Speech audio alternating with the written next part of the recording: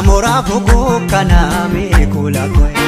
awai chiracha tulani me golil sila ato kule kana ye kula koi same esomse kulani me golil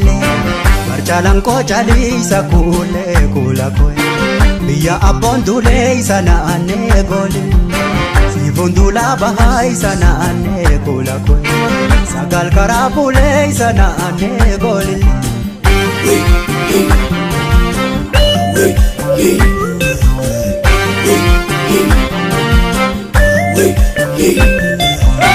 Gubba qorichaatiin dhufay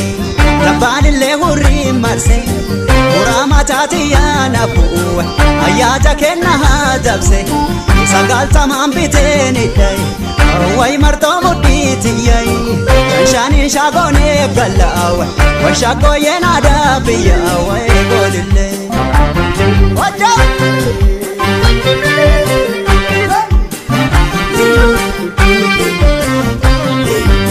Horu keenya guddoo isa naanne haala kan kurkuraa isa boontu haala kan kurkuraa lamee walii galee isa naanne daalacha kurkuraa isa boontu daalacha kurkuraa shaggooyyeen asirbii isa naanne wayi sirba jaalalaa isa kuulle wayi sirba jaalalaa ajaasa sinqabu isa naanne siifuuna laanalaa isa kuulle siifuuna laanalaa golille shaggooyyeen sirba aadaati kawaari galgala namaaramtee dhaaboojiite jaalala jaaliyyee kan jaalatee silaa homaa ija burran qabu sagaalillee karaa buuleen danda'u.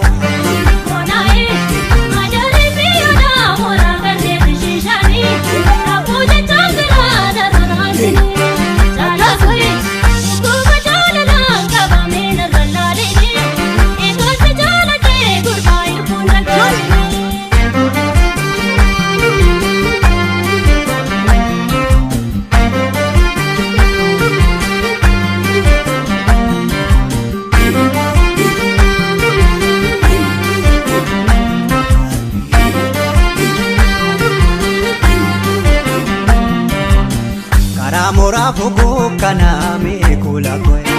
awai chiracha tulani me golil sila ato kule kana ye kula koi same esomse kulani me golil marjalan ko chali sa kule kula koi biya abondule sana ane golil sifundula bahai sana ane kula koi sagal karapule sana ane golil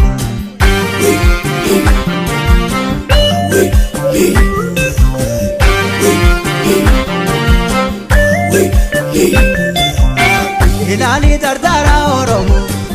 gobareen tarree gali aadaa ofii sirba barseewa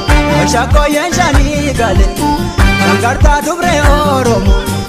akka biiftuu hangaasanii daddaaksaan urruubee sirbuuwa ilaaltullee dhangaawwanii waa'ee golillee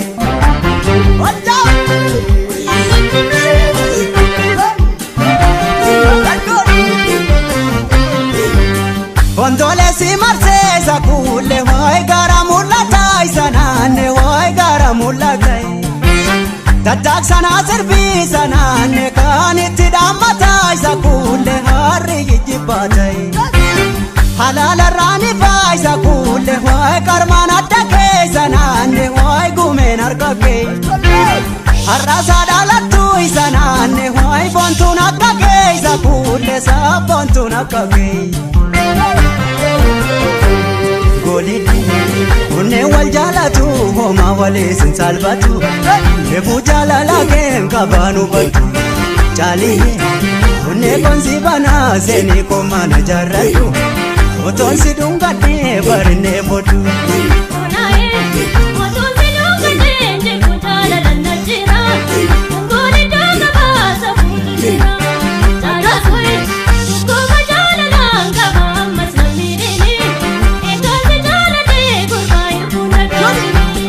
Egaasi jaaladhee dalawaatan dhagaatini.